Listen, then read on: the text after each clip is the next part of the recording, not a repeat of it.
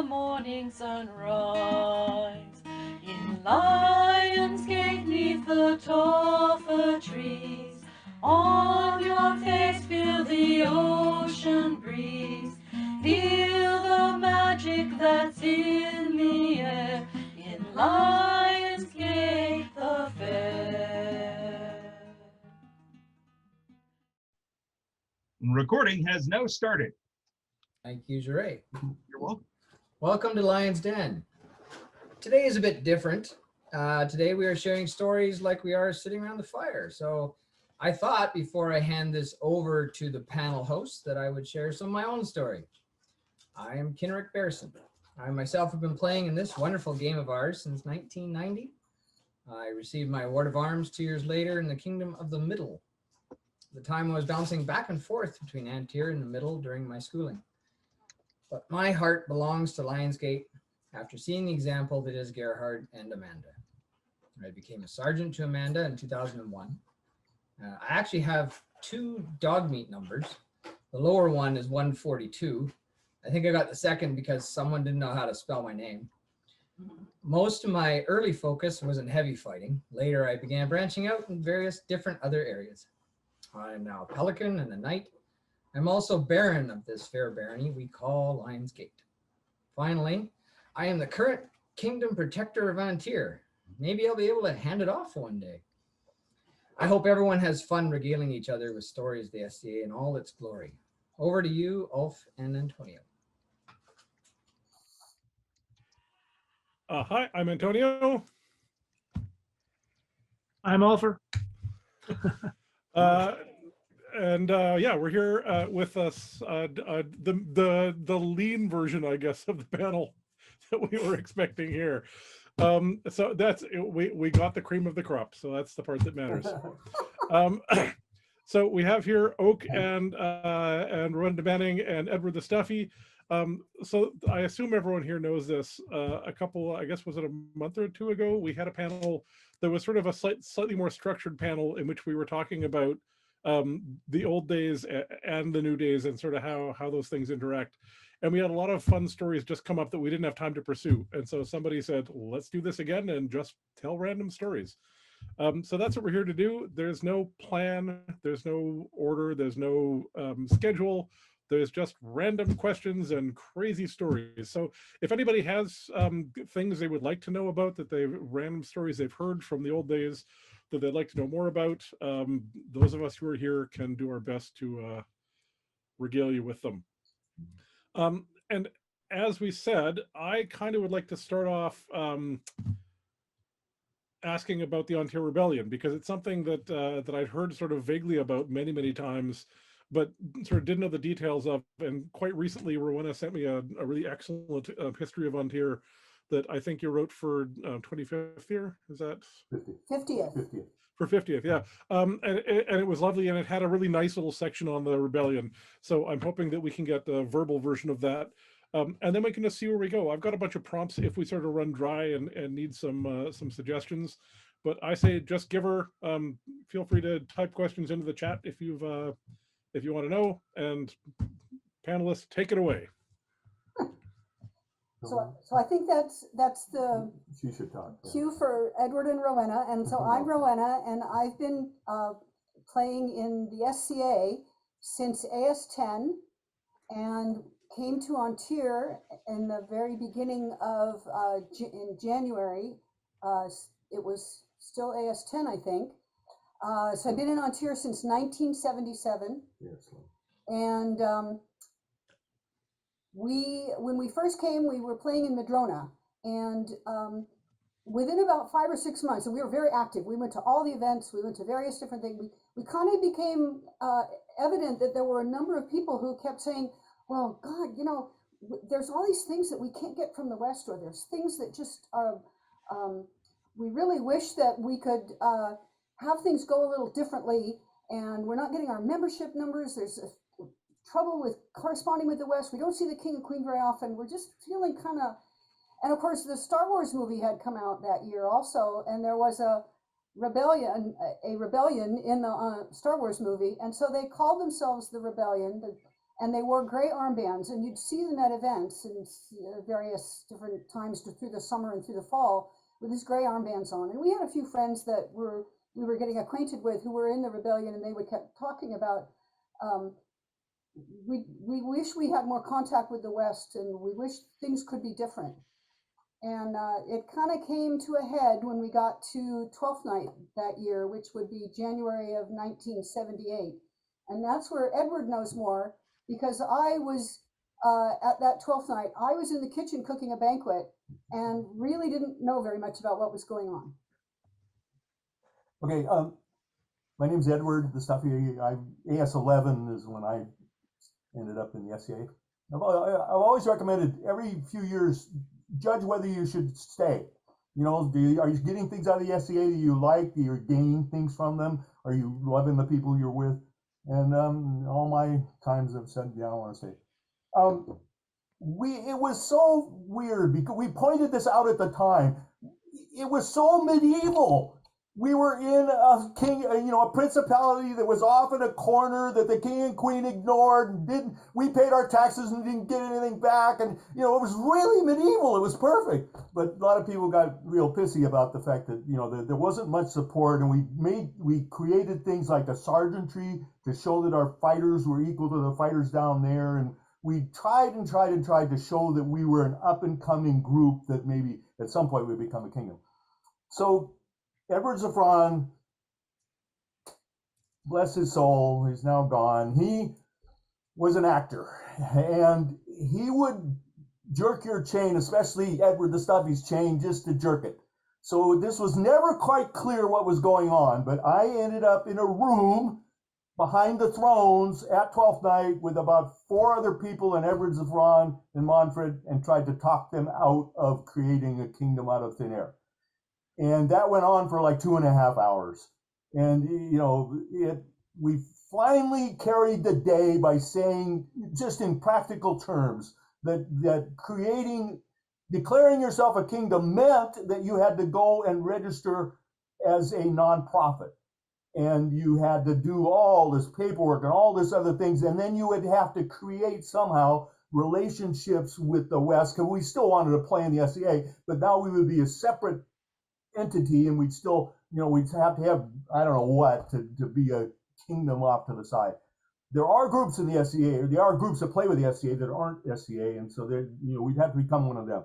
And this was an impassioned argument, and went on and on and on. Edward Zafon was going to crown himself king of An Tir, and then immediately crown Manfred king of An Tir, because of Manfred's time to go onto the throne. Manfred was the crown prince. I've been in about 4 or 5 of those talks in back rooms behind thrones, and this was one of the most vigorous ones I've ever been in. And like I say, we eventually carried the day that it wasn't a good idea. And it did, to be fair, it did shake up the West. The West went, oh shit, they're really serious about, wanting to become a kingdom, about how we're not paying enough attention to them. So they yelled at their officers to pay more attention. One of our biggest problems was just the average arts officer or fighting officer or administrative officer wasn't paying attention to us. You turn in your paperwork to say I'm the new seneschal of X, and you never hear a thing back. So they started to do that more, and they appointed a commission that eventually led to becoming a kingdom. That took a long time. Another couple of years, actually. So Edward Zafon doing this did not cause us immediately to become a kingdom or even go on a track to become a kingdom. It took quite a while. And then I might as well put this in too. So then as we got closer to becoming a kingdom, we had a council to establish what An Tir was going to be. And I ended up being the person that ran that council.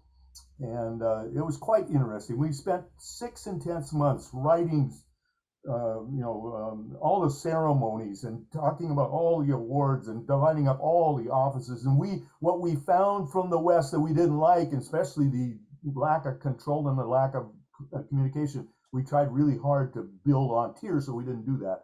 And, we ended up having a 12th night. Last thing, we got up at 4 a.m. in the morning that day, the day that An Tir became a kingdom, and we staggered into our door at 2 a.m. the next morning. 22 hours, a long ass day, because we were also in the kitchen. I think that's all I can remember now. Anyway, Edward Zafon was really a fun man, and you know, as you guys probably he moved back to New York. He ended up being president of the board of directors of the entire KSCA, and like I say, he was an actor. So you were always a little suspicious that whatever he was spouting, it was 75% what he was feeling and 25% that he was acting it. And you were always going, geez, how much do I believe what Edward's telling me? I have follow-up questions. If anyone else has follow-up questions, jump in as well. My first one is, I heard that, I think from the document that Rowena gave me, that Zafon actually offered Montfort the crown in court, right? Like was there any danger of there actually being a self-declared Kingdom of An Tir, or was that acting? He actually, that was acting in the sense that he created a little quasi ceremony to almost do it, but then not do it, to show that he could do it and that he wanted to do it. Oh, okay. We were really in the weeds in that meeting, trying to craft that out, there's the practicality of doing this. The impression I got from the stuff I've heard and read was that Edward actually was trying to stage a coup, and Montfort defused the situation. Yeah. So if that was more theater than not, then you fooled a lot of people, because all the source material I've seen has suggested that. But he did do a very nice piece of stagecraft a theater at the moment of coronation, because he basically held the crown of the principality in his hands, and he said, I will hold this in trust for the time that we become a kingdom. And then he turned around and proceeded with the coronation ceremony and crowned Montfort prince. You guys, he had to do that because he had an audience half full of people with gray armbands who thought that day we were becoming a kingdom. So he had to have I don't want to call it a face-saving ceremony, but he really wanted to have a ceremony that says we almost became a kingdom here and we're on our path to do that. And that actually did, people of goodwill mollified a little bit, because they were angry. They really wanted to do it today, Yeah.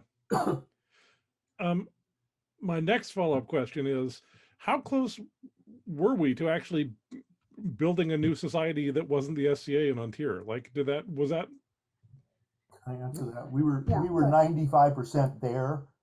He was just going to do it, and the first 20 minutes or half an hour of that 2-hour conversation was, hell no, I'm doing it. I'm walking out of here right now. I'm going to do it. We're sort of blocking the door and saying, no, wait, think about this. He was serious as could be, and he was going to do it.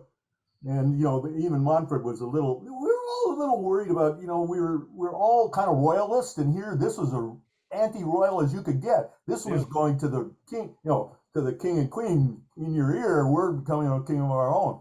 So it took a while to bring him down. And then he came down. He was only down to about 50% of trying to do it when he walked out of there and went into court. So there was a rumor, and I didn't see it, and I don't actually recall that I talked to the person about it, but I have read subsequently and other things that there was articles of incorporation for a nonprofit organization that had actually been drawn up. Whether they were present at the event, I don't know, but that someone did state that part had been done and they were kind of ready, but that cooler heads prevailed. And one of the things that was a crux about what everyone was talking about was that the Kingdom of the West had given some criteria for what a kingdom was supposed to be, and it had to do with membership numbers. And one of the problems that An Tir had was we didn't really know what our membership numbers were, because we couldn't get accurate zip code lists from the Kingdom of the West for whatever reason, whether there was some kind of a documentation problem, or they weren't counting all various memberships that we thought should be counted, or whatever the reason might have been. But we couldn't tell whether we had the magic 200, which was the number of sustaining members. So we actually spent the next 2 or 3 years working on building the numbers in the kingdom, working on newcomer events, Amanda and Gerhard were like sterling at that. I mean, they could suck newcomers into the FCA like crazy, but building our numbers, building our documentation for numbers, and also building up the standing of our various kingdom officers. So there was a lot of productive work that came out of what happened in January of 1978.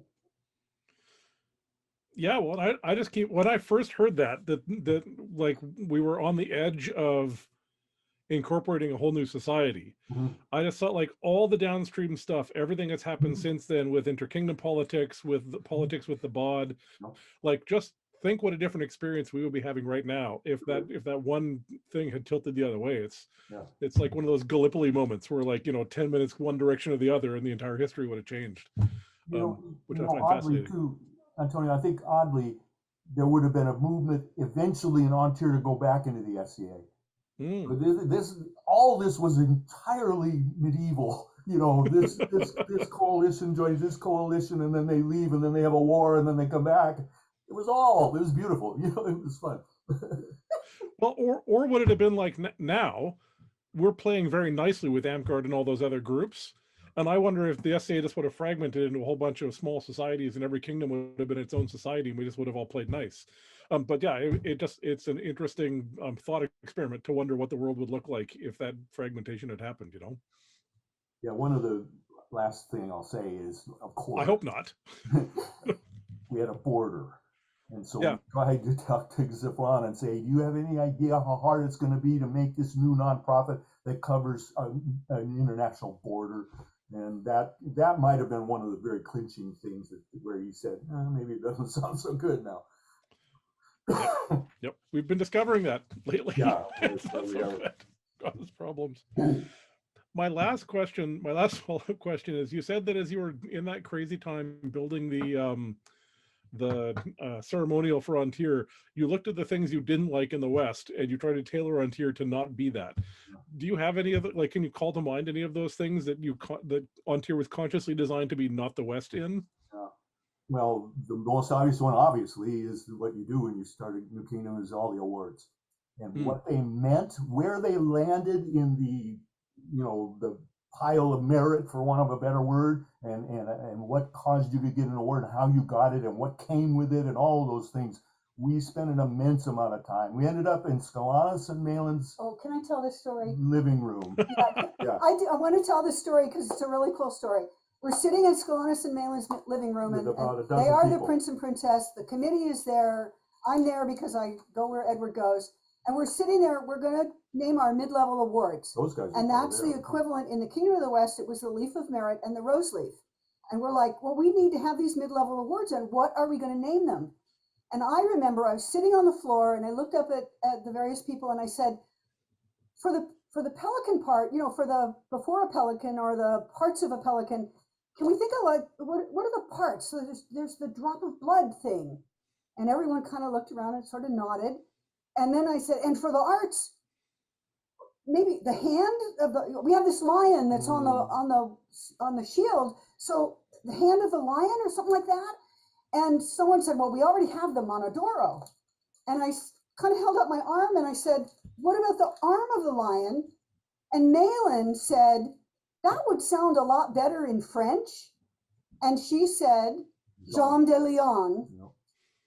And then I said, what about the other one in French? And she said, Goutte de Sang. And that's how those awards got their names. And there was a voice from way back in the room, kind of off to the side. Here came the voice of God saying, Jean de Lion and Goutte de Sang. And then we all went, yeah, that's it. That's how we'll name our mid-level awards. We did that. We did awards. We did how we structured the laws. We tried really, really hard to have better communication. We tried to be closer in connection, to local branches. That was a long time ago. I don't remember it all.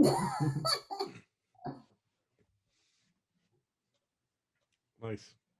I guess, so Garrett, you must be a herald. I think I need to write that story for the wiki. No. Yeah. So I know one other thing, the sergeants.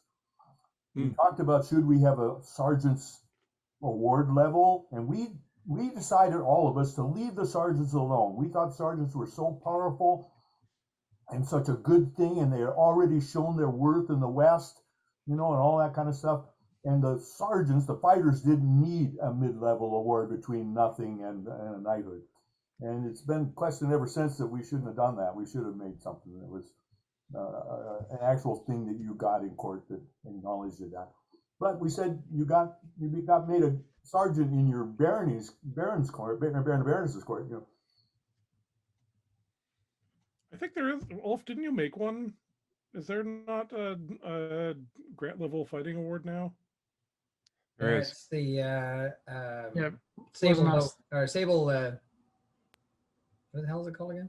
I have one. Sable Gauntlet. Sable Gauntlet. Thank you. Yeah, wasn't us though.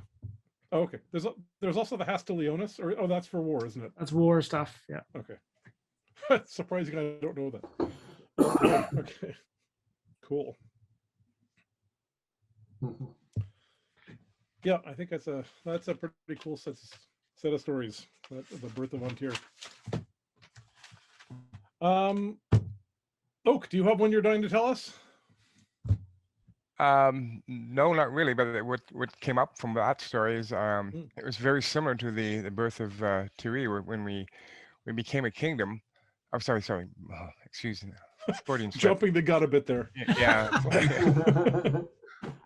When we became a principality, we didn't have awards, and so I was the first prince there. So we're sitting there, and Davon's talking to me and telling me what we can and can't do, and he, at that time, because we didn't have awards, he was telling me that we were allowed to hand out, a word of arms, and we also could hand out boots and joms. And so as prince and princess of Tir, Thor and I were the only ones that ever gave out boots and joms, because halfway through our reign, they changed kings, and Gimignano and Gabriel came in and said, no, you have to do your own awards, and took that away. It was kind of funny because we were asking if we could do it, because when Davon told me we would do it, we could do it with the permission of the crown. And so when Davon stepped down and Gimignano and Gabriel stepping up, we were asking her, do we have permission? And we weren't getting any answers, and we weren't getting answers. And then finally we said, well, there's an event this weekend, and we're going to go ahead and do it, because we'll just assume that we have permission. And then they came out and said, oh, no, you can't. So very shortly after that, we sat down, in Gerhard and Amanda's living room and had a meeting. Well, actually, I think it was in Jeffrey's meeting, with Jeffrey and Renee's house, with Gerhard and Amanda and a couple others, and we came up with all the different kingdom awards, principality awards, and we had to come up with different ones, and so we had some ideas, and a lot of those ideas have changed. What I envisioned them to be, changed along as time went on. And the names had to change because what we came up with, the heralds wouldn't pass, so we had to keep changing things to make it work. But but the concept of what they would be. I didn't want to do a runner-up award, the Silver Rose, but Ulf changed that one. Ulf came up with the Raven of Tir. That was Ulf's award that he came up with. The It was equivalent. more your fault, really. He was the first recipient. But it was, we came up with our equivalent of a lion. So we've actually became, we have all our, as a principality, we already have all that stuff established, so we wouldn't have to do that, what you guys had to go through to make An Tir kingdom. The only award that I was really, really, really happy about was the Havoc. And we were, it was named after Bjorn of Havoc, and he was dog meat #1. He was the first armored fighter in Tir, and basically where it all came from. So, with his permission, we were able to use his gripping beast as his device, as the symbol. And they've changed the names a little bit here and there, but we still all call it the Havoc, after Bjorn of Havoc. And that was one that I really liked. What is it? They changed the name of that? What is it called now? It was a herald thing. Yeah. Tir has a long and exciting history of jumping the gun somewhat on names of awards before the heralds have given the official. In our case, we didn't have a choice, because we didn't, we didn't have any awards to hand out because we didn't have them established before we couldn't establish them before we became a principality. Then we had to establish them afterwards. So we did do them on the fly, and Oh, yeah. okay, here's a story then. The first award that TUI came up with, and I think it's the only one that hasn't changed its name at all officially or anything like that, was the Shattered Spear. We were having our first, we had our coronation, and we went from having a champion of the North becoming to be the Prince of Tir. And we had the champion had a spear, and Wolf, who was the last champion, came out and created the boar tooth and went and had this Grendel make us the spear that we use for our spear estate. And we had to, he decided that we had to remove the old spear, so we had to chop it in half. You have to tell this story, don't you? And that shaft was a lot stronger than we ever thought. And my axe that I was using, I have a big war axe. It was a lot duller than we thought. And if he hit the same spot more than once, it would really help. But because we kept hitting it everywhere, but not the same spot. It was quite a while to break it. So this is, by the way, this is right after the first Thierry Coronet finals ever that Oak won, and we're up there, and everyone's out feeling heroic and amazing, and we're just going bonk, bonk, bonk. And the spear won't break. But we finally did break it. And if you take a look at the spear, because that's what we use for an award. If you take a look at it, you can see where it's been hit in several places. Like 4 or 5 inches apart. It was a long day. Yeah. It took several tries. But anyways, now we had this broken spear. And they said, well, that's regalia. You have to take that home with you. And we've been given a whole pile of other stuff to take home with us that day. Hang on a second, sorry.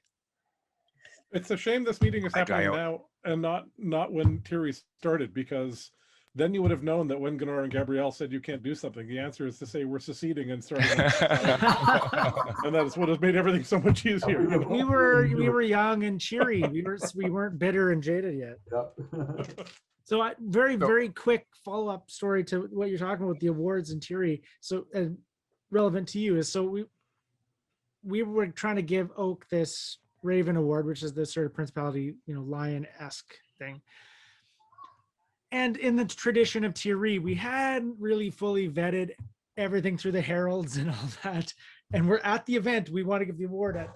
And you may not even know this part. I'm behind the Royal Pavilion on my phone with our herald. Can I give this award? But listen, he's frantically trying to figure out if this is going to work. I love it. And then I thought, oh, this would be great. We'll get Oak's former squire. We'll get Barrick to herald the court. But Barrick was hammered. We had to actually kick him out of court. So it was all around an entertaining attempt to recognize you for your contribution to the principality. Nice. Yeah, Edward. So going back to that Shattered Spear, we were now given this piece of broken regalia that we had to take home. And Thor says to me, "We're not taking that home." And I said, "Oh, don't worry about it. I've got an idea." And I came up, and as a fighter myself, the award I was most proud of was the Mucking Tom Wall, which is for ferocity on the field. And I took up the spear and said, "There you go." And I walked down the aisle and walked up to Ian and said, Ian Gower, and said, "You were the most ferocious fighter out there today. You really impressed me, and I was really happy. And I'm now awarding you the Shattered Spear," and handed off the spear for him to take home. And that's how the award was created. And it was I believe, I could be wrong, but it was the only one that has stuck. That we didn't have to change the name. We all the words have all stuck, but we've altered the names here and there as time went on. But that was the one I believe did stick. Completely random and unplanned decision, making a giant precedent thing. It's well in the tradition of the SCA. Edward, yes. I'd like to talk. I have 2 stories to tell. I won't tell them consecutively. But they're important, and they compose some of this. These awards and this society we are part of. People in rooms somewhere, or somebody on a typewriter, literally a typewriter, wrote these things and created these things. They haven't been there forever. They were human beings who wrote them and made mistakes about them and designed them and then changed the design. So An Tir, I've been told by many people over my years, is got a fairly unique culture. It's a little different from the West, and it's way different from kingdoms back east. And maybe His Grace could tell us how different it is from being in Europe. So what are the answers to that? One of the obvious answers that I've said every time this has ever come up is we are one of the two or three kingdoms that cross the international border. I think the Canadians influence and dramatically change the Americans and vice versa in the way we do our culture. The second thing is we were very lucky to have the leaders that we had. And I want to tell a brief story about Duke Thorn. I'm also one of those leaders, I have to tell you, but Duke Thorn goes to crown up here in Bellingham or just across the border, and this young guy picks him, you know how they challenge before the crown, and I'm marshalling, and I'm on the field, and here comes Thorn and this young man. And Thorn had never seen him before, none of the rest of us had seen him before, and he had an odd, herky-jerky kind of style, and he was left-handed. And so, you know, we get out there, bow, you know, and lay on. And so they're fighting. And I don't even know what happened. Anyway, he's herky-jerky. He lays his sword up against Thorn's head from his forehead down to his neck, right across his ear with a light blow. Thorn stops the fight and says, that was a good blow, but it was way not strong enough to kill somebody in armor like I'm in. And, so we got all done. And the young man, he knows who he's fighting. He just nodded his head going, yeah. He wasn't going to argue or nothing. So we keep fighting, and he has this herky-jerky style, and I'll be goddamned if he doesn't left-handed do it again. He lays a blow up against Thorn's head that's from his ear down to his chest, and Thorn falls over dead. And winner is this young man, and we go off, we're done. This is the last fight of the round, and we go off the field, and I'm walking next to Thorn, and I said, Your Grace, the second blow was no more stronger than the first blow. And he said, yes. And I said, well, can you explain to me then, Your Grace, why did you take that second blow? And he turned to me and he gave me this intense look, and he said, Edward, all the people on this Eric that are watching this fight cannot see me get hit in the head like that twice. I don't care how light the blow was, I have to take that blow. And I went, yep. He never lost another fight in that and became king again. And although, I really think a quarter of the style of An Tir is to that one man, Thorn. His steadiness and we're a competent, steady, and fun place to be, and Thorn just embodies all that. I was introduced to Thorn as the Typhoid Mary of chivalry. Everywhere he went, he just spread his chivalry. That's the way I was introduced to him. That story tells you that. Yeah. Funny. I think the young man, by the way, was from Edmonton or somewhere, way the hell up there. That's why we had never seen him before. But he was actually a pretty good fighter, and like I say, he was hard to hit. Thorn normally block, kill you, and he block this guy and got killed himself. I wonder if that was Rourke. Yeah, that's what I was thinking. Freaky moving left-handed guy from Edmonton. Yeah, That right. sounds like him. Yeah, So, Ulf, how was it different in Drakenwald than here?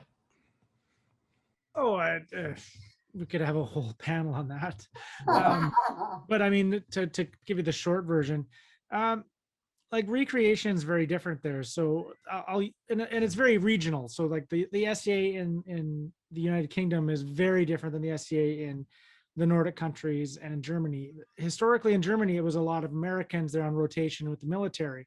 Now more recently that's changed, but it was mostly Americans in the past. The UK also was very similar. It was a lot of Americans because of the large military presence there. The Nordic countries never had that, so it was very different. And so I'll use them as an example because they're very sort of what I call the European core Drakenwald in a way. And I met some people at an event in Finland, and this is the biggest contrast I can think of. And they had very nice, fairly basic, but very nice costumes, hand-sewn linen costumes, hand-sewn shoes, very nice.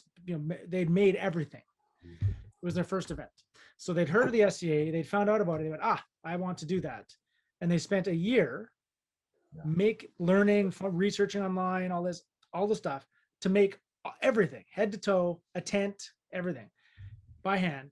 Then they went to their first event. And that's the difference between, especially Finland, but to a lesser extent, Sweden, and the SCA here. Here we're like, show up, throw something on, we'll stick you in a dome tent in the corner, whatever, just come.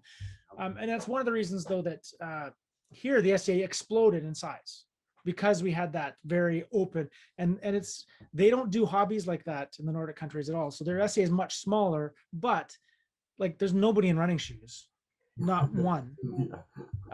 So it's a different level in that regard. Yeah, very different.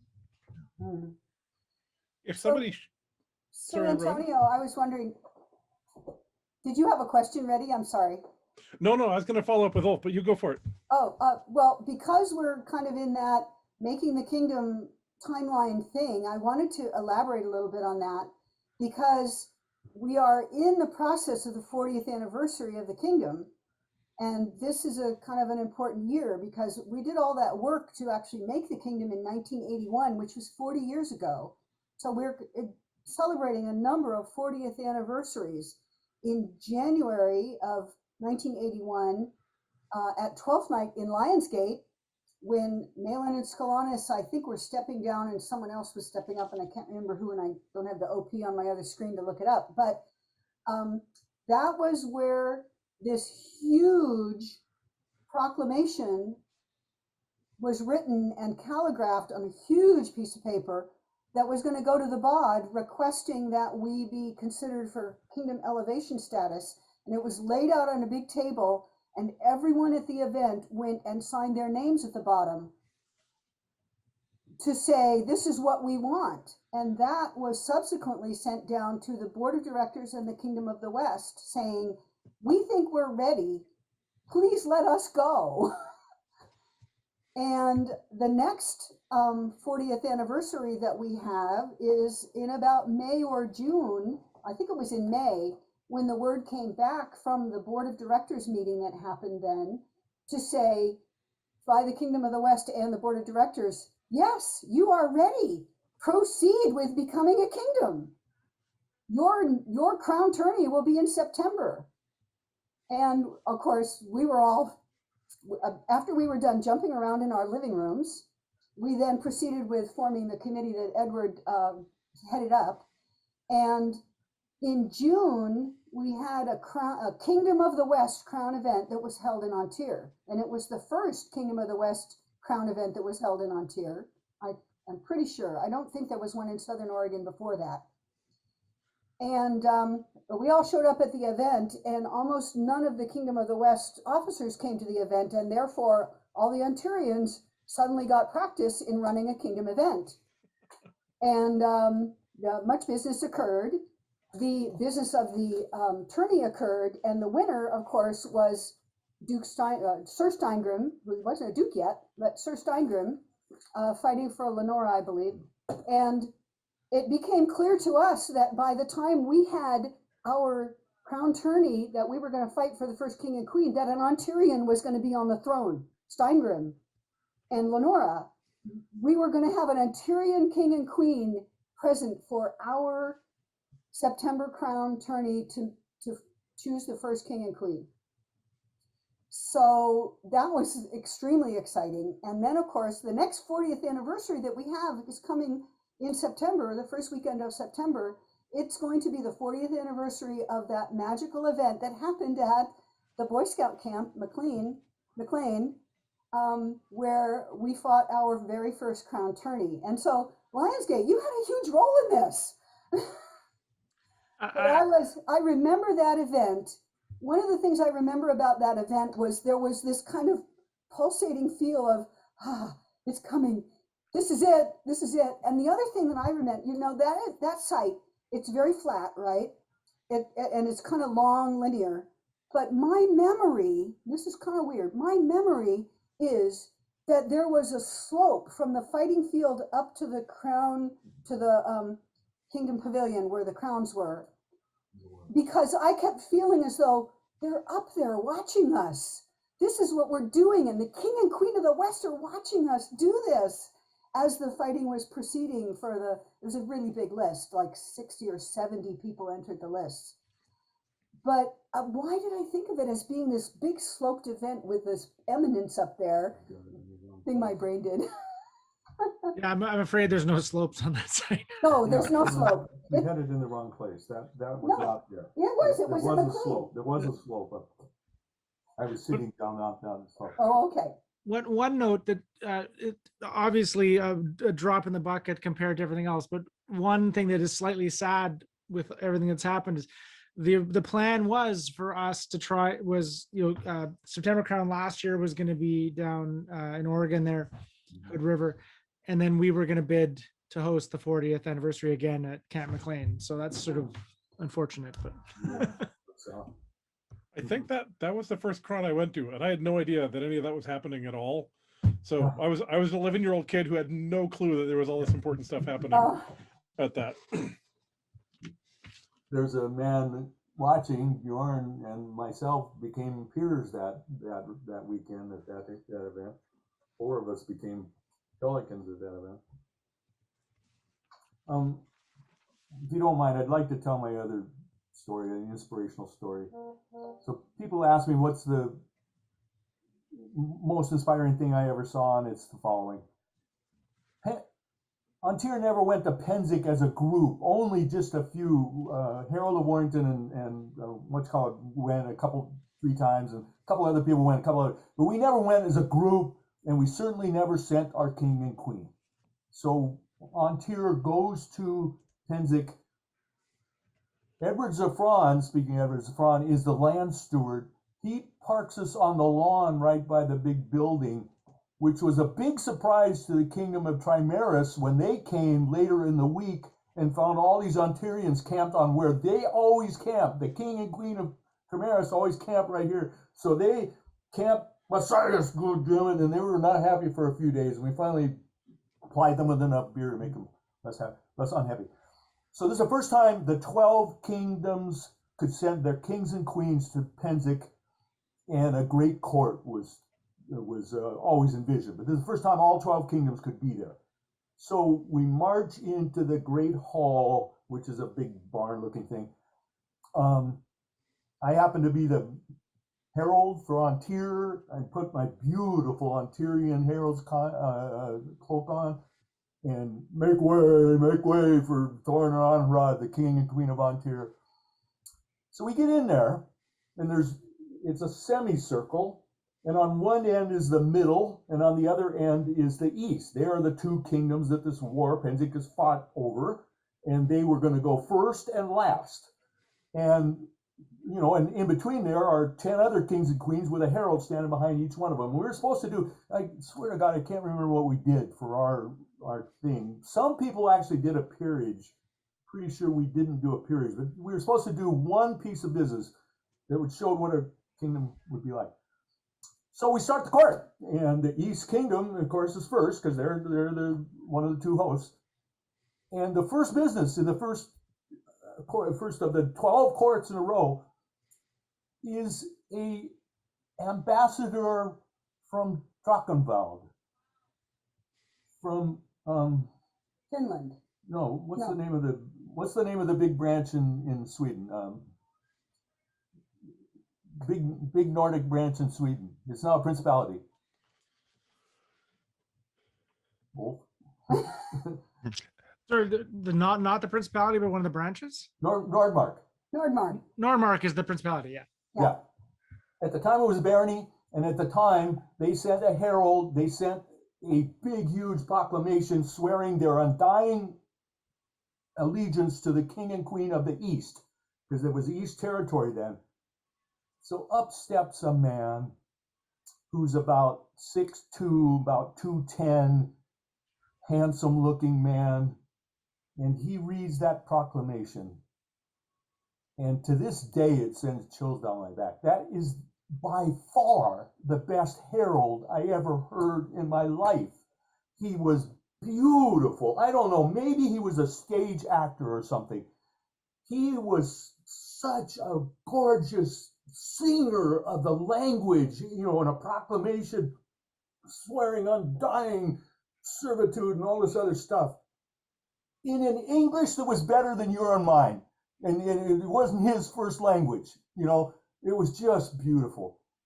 And the people that were behind the other 11 thrones, including the East Herald, we were looking at each other going, holy crap, we have to follow that. It was just stirring, you guys. There was something about it. It tied the world together. We were in the world center of the SCA that day, and here's this man from Europe, and he's got this beautiful ringing voice and this perfect English. And that day, that magic for me was just magic. They're really good at that. And I'll give you one really quick little funny story. So I for those who don't know, I lived in Drachenwald for a number of years, and then we reigned there. And oh damn it.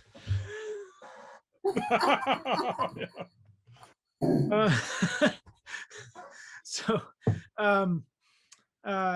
they're really good at that. Just that extra cultural aspect makes it very interesting. And we had this song, we would march from our camp out to the battlefield at Penzik all the time, and we would sing, and the whole Drachenwald army would be singing. And I had years later, I had people telling me, oh, it was so impressive. And I'm always heartbroken to tell them that it's a song from a Swedish kids show about a little monkey. It sounds good though. So sometimes it's just whatever works. So that was, Edward told that story, that was Penzik 19, so that's 30 years ago. Yeah. And that was the only Penzik that Edward and I ever went to. Yeah. I think I have a hint at who that might have been heralding, but of course I don't know for sure. Yeah. Well, in Penzik, for those who haven't been, I've only went once, but my recollection was like land there. It's like the Vancouver housing market. Like, God help you if you have a tent peg on someone else's turf. Yeah. They carve it out for like generations. So yeah, I can understand how they'd be pretty pissed if you showed up. There's a big open flat spot, a huge open flat spot called the Plain of Doom, and some years it's got that thick of dust on it. Yeah, and the Serengeti. Yeah, the Serengeti, yeah. And Edward Zafon knew we would die. We had to be up there on a lawn of some sort, and he put us up there. So we were actually down the hill, like halfway between the lake and the Serengeti. But we were on a lawn. But we were on a lawn. Yeah. And the Serengeti is good because it's right next to everything, but if the weather turns, you can pay the price. Yeah. Well, we had to walk a long way to a lot of things, but we were so glad we had some shade because we were like, we would have died. We really would have died. Real quickly, 600 fighters and 600 fighters clashed in the battle. And if you read about medieval battles, how loud they are, you couldn't believe how loud that was. You can feel them coming at you. Yeah. It was unbelievable. I was a marshal, but I was right in it. And this arrogant head marshal wasn't ready, and he blew the whistle and shot off this cannon that made everybody stop, except the Tuchuks and the Antirians. Tuchuks and the Antirians were on the end of the line. The Tuchuks are these crazy people who would just keep swinging and swinging, no matter how hard you hit them, they don't go down. They don't wear any armor. And the Antirians were, we're tough. And they went on for 10 minutes. And everybody in there knew that the damn whistle blew and they were supposed to all hold it. I've never seen a hold, go into effect in less than 30 seconds. This went on for 10 minutes. Wham, wham, wham, wham. For anyone who doesn't know, the Tuchuks are a non-SCA group that attend Penzik. In fact, they were at Penzik, the site, before the SCA. Yeah. They're based on the Gore novels, so it's an interesting little thing. But actually, you just remind me of, this is an An Tir story. So I know I'm not supposed to be telling the stories, but let me just slide this one in. So We're down some of our panels, so you can fill in. There you go. My first Panzik, Skepti was king, leading our. I was Skepti and Nora, and sorry, no, it would have been Skepti and Asa, their first rank. Apologies. And we're going out to the battlefield, and you know, An Tir, especially back then, we hadn't really been doing the Western Alliance thing, where all the Western kingdoms group up so that we're big enough to be relevant, I guess. And we had been asked to fight for the middle because it was a bit lopsided that year. The East had a lot more troops. And so we go out the first few days of battle, and it's clearly lopsided the other way. Like the numbers aren't right. So we want to go ask the crown of the middle, like, what's going on? You know, maybe we should fight for the other side because this seems very unfair. And he wouldn't talk to us. So we walk up and they're like, he's busy, he can't talk to you. And for anyone who knows Skepti, you can imagine how well he received the fact that this person was unwilling to talk to him. And so he makes a completely unreasonable request, which and I was, you know, young squire at the time, and I guess in decent shape at the time. And he goes, "Oh, count the sides." And like Edward just said, it's like there's more than 1,000 people on the field. So I literally like half jog, half sprint down one side of the whole field and down the other, going like 50, I don't know, 80, 100. Very scientific. And even with that very, you know, inaccurate, it's clear that it's, in fact, it is lopsided. The middle has way more troops. So I come back, I say this, and he says again, "Hey, I would like to speak to His Majesty the Midround," who was Dog at the time. And this says, "Oh, he can't talk to you, he's too busy." So Skepti just goes, "Ulf," and I was the banner bearer. And by the way, we were doing something we were never, ever, ever supposed to do. And I was carrying the Geneltis banner onto the warfield at Penzik. Yeah. I didn't know at the time, and you know, my defense. And we turned and and this was like, we had, I don't know, 11 fighters, maybe 8. Like, you know, it was nothing. But when that banner, for anyone who doesn't know, this banner is just unbelievable. Yeah. The Geneltis made for the kingdom. And it comes out, and as soon as we broke the middle lines and started out in the field, the entire Eastern army of, you know, 500, 600, 700 people, whatever it was, started going, "Oh, dare, oh, Really? Oh, cool. and all the spectators started. So we had more than 1,000 people just chanting, "Oh, dear," as these like 8 people. It was epic. I'll never forget that. 8 people who are totally useless at war fighting, or like 8 tournament fighters. Well, and we completely disrupted the eastern side for the battle, because the battle started while they were still trying to get us with the right color tape and everything else. But it shivers down my spine hearing the you know, the whole army cry that. It was amazing. Anyways, I'll pipe down now. I think all of you who are apologizing for talking should stop and should just talk more. Oak, this came up recently sort of in the chat, but do you want to tell the RCMP story? Because that's a funny one that I think a lot of people would like to hear more about. The training? Yeah. Okay. Leoder, Master Leoder, my squire, he was in charge of the training group for the riot squad, the I think they call it the tactical unit, but the riot squad, and where was it? It was like Kelowna or something. He's up in Vernon. Vernon, okay, yeah. And he was, well, and they for a Peach Festival up there, they used to, the whole group, you know, they do the whole area, the whole riot squad there, and they've had a couple of riots up in that area at times, so the riot squad was actually something that they worked with and had to work on. So he was in charge of training them, and they just march around and swing in the air, so they had nothing to swing at. So he says, "I can set you out somebody that you can actually hit, and they can even hit you back." So he, anyways, they put a call out for it, and they said who would want to go for it, and everybody was volunteering. There was lots and lots of people, you know. Oh, a chance to hit cops. Who would say no? Yeah, so everybody's real excited about it, and coming into coming in. All right, hang on a second. That's my grandson. he's just heading out for, you know, they came over for dinner for Mother's Day, so they're just heading out. So anyways, we've got invitation to go up there to do the training, and people got quite excited to go, and there was lots. You know, we had actually several from Madrona come up. Grendel was one of the ones that we got quite excited and came up. So we showed up there the night before. They put us up in the the barracks up there to stay in, and so we had somewhere to stay. And the next day we did an all-day training. Well, sorry, And can I just jump in? yeah, The thing I remember was like the first time nobody knew what this was going to look like. So no, we didn't know if it was going to be some like just gentle pushing, if it was going to be like a bunch of hyped up macho cops who were trying to like break our heads open. Like nobody knew whether this was going to be safe and fun or whether it was going to be kind of terrifying and dangerous.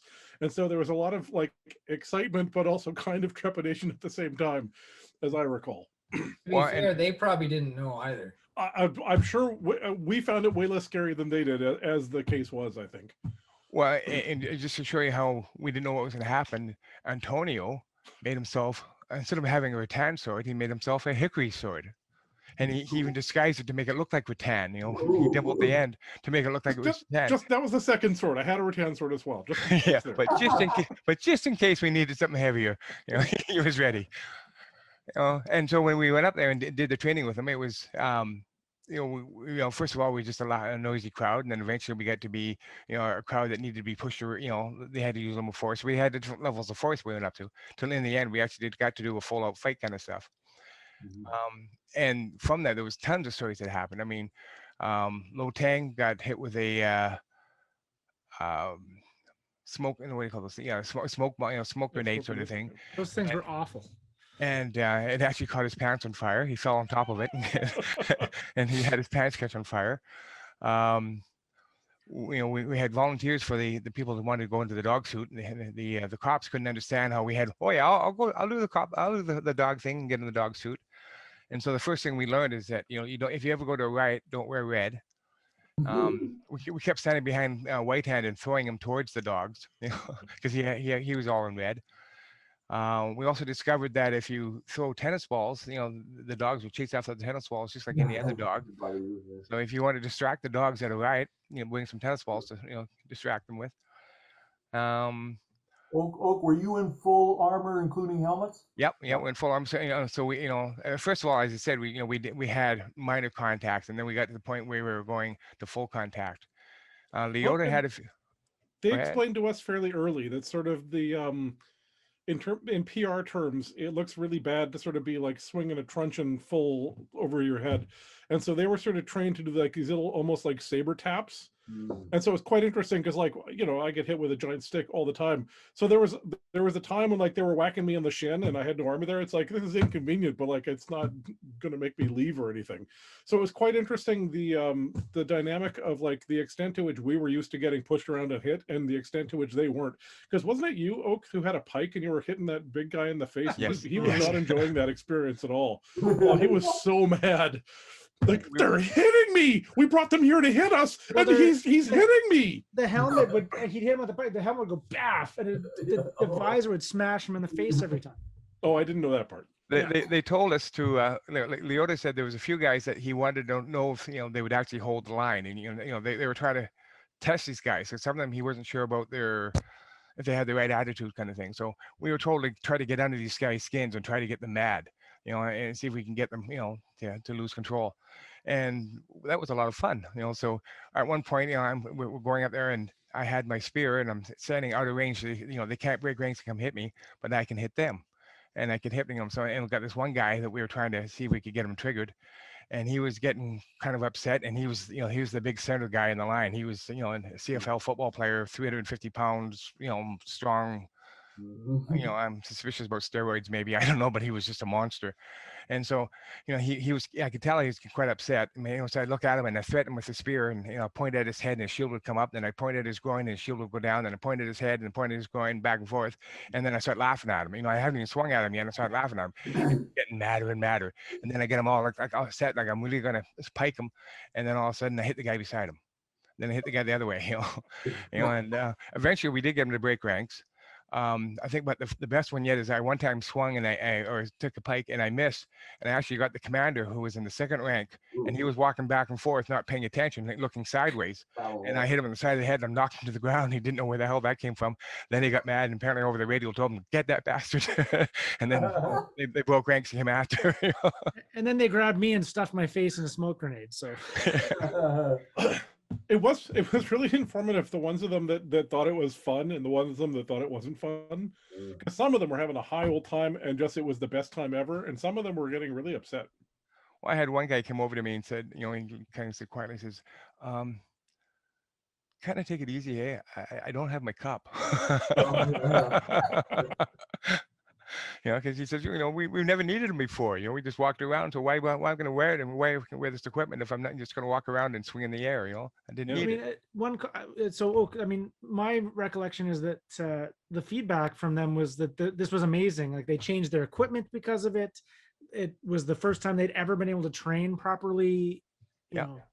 Yeah, they originally went out with boomball gloves, and they quickly discovered that those weren't any good. They weren't good enough. They beefed it up to lacrosse gloves. Their shields were plexiglass, and they were breaking, so they had to go to they went to Alexan later. Actually, that's another fun story. So we were breaking their shields on them. You know, Grundle would go up to them and grab the shields and bend them back, and then let them go, and they'd smack them in the face with their shields as they were coming back. But several of them broke.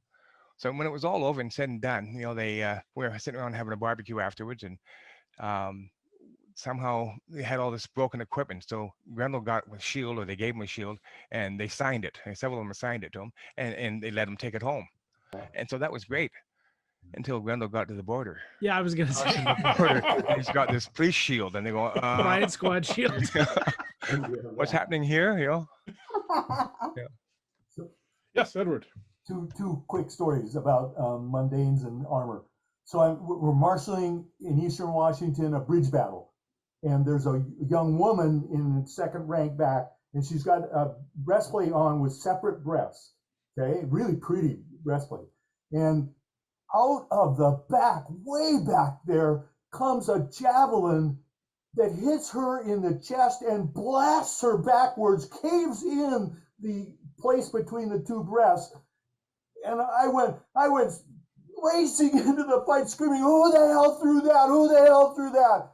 And I finally get way to the back, about 15 yards back, and find the person that threw that javelin.